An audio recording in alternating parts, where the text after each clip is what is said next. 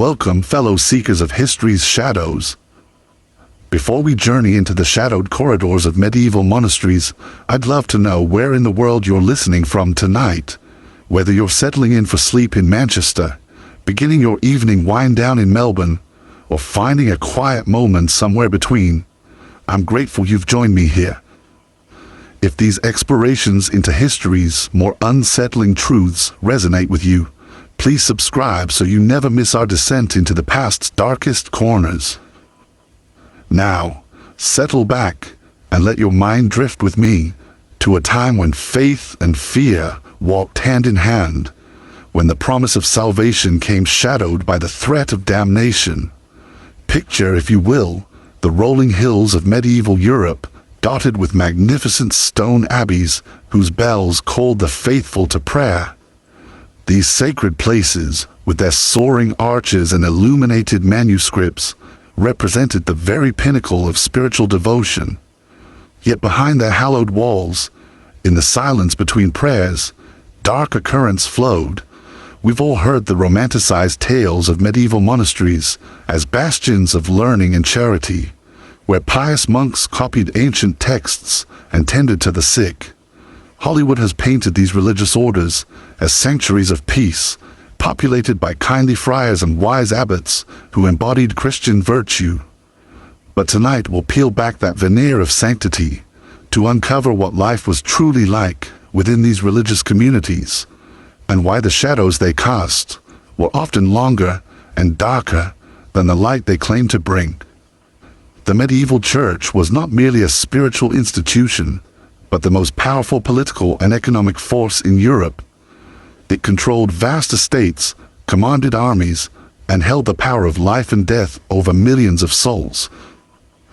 Within this empire of faith, the religious orders operated as elite units, bound by sacred vows, yet often corrupted by the very human desires they sought to transcend. Tonight, we'll walk the cloistered halls where ambition masqueraded as devotion, where the promise of eternal reward justified temporal cruelty, and where the pursuit of purity led to practices that would shock even the most hardened cynic. We'll meet abbots who ruled like tyrants, monks who abandoned all pretense of charity, and entire orders that became engines of oppression rather than salvation. But first, let us understand the world that gave birth to these corrupted sanctuaries. Medieval Europe was a land where death stalked every doorway, where famine and plague could wipe out entire villages in a season, and where the promise of heaven offered the only escape from an existence that was often brutally short and filled with suffering. Into this desperate world stepped the church, offering not just spiritual comfort, but tangible power over the forces that terrified the common folk. The religious orders emerged from this crucible of fear and faith.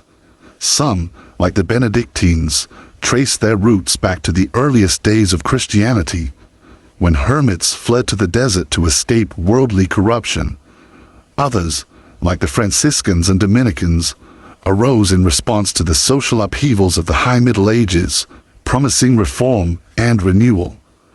But as these orders grew in wealth and influence, many lost sight of their founding ideals, becoming instead instruments of control and exploitation. Consider the Cistercians, who began as reformers, seeking to return to the pure rule of Saint Benedict. They established themselves in remote wilderness areas, clearing forests and draining swamps through backbreaking labor. Yet within generations, these same monasteries had become vast agricultural enterprises, worked by an army of lay brothers who lived in conditions barely distinguishable from slavery. The white-robed monks who had once embraced poverty now dined on delicacies while their workers subsisted on gruel. Or examine the Knights Templar, warrior monks who took vows of poverty, chastity, and obedience while amassing vast fortunes through banking and trade. These holy warriors, who claimed to fight for Christ's glory in the Holy Land, became so wealthy and powerful that they posed a threat to kings and popes alike. Their eventual destruction would reveal a web of secret rituals, financial corruption, and political intrigue that reached to the very heart of medieval society. The monastic life itself, supposedly devoted to spiritual contemplation and service to God, often became a theater for the darkest human impulses. Young nobles were forced into religious life against their will, their inheritance seized by families eager to consolidate wealth. These unwilling monks and nuns brought their resentments and ambitions into the cloister, turning what should have been havens of peace into hotbeds of intrigue and violence.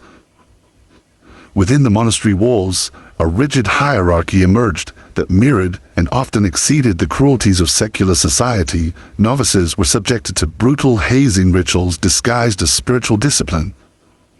Those who questioned authority faced punishments that ranged from public humiliation to solitary confinement in underground cells.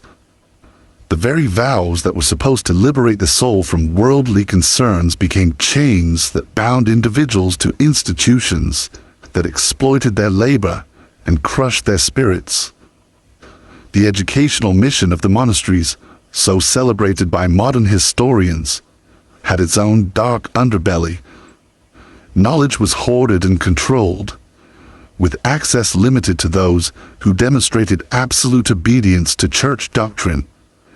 Books that challenged religious orthodoxy were burned, their authors persecuted as heretics.